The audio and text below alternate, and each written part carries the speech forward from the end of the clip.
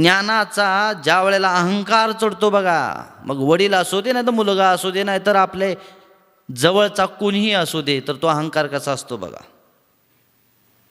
कोहोड ऋषी म्हणतो की मी इतक्या वयाचा इतकं वेदांत उकळून पेल्यासारखा इतकं पाठांतर करतोय आणि तू काय मला सांगतोयस, आणि तेही गर्भात असताना.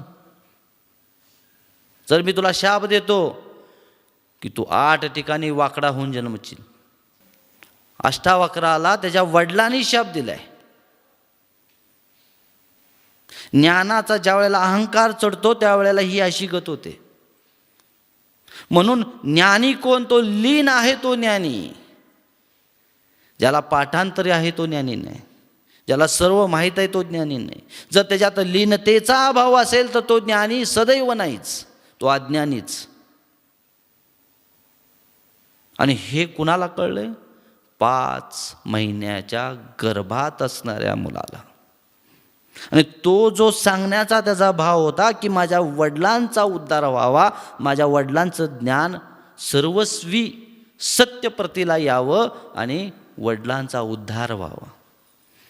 पण ज्ञानाचा अहंकार असणारा मनुष्यानं काय घेतलं? मला शिकवतो, मला ज्ञान सांगतो,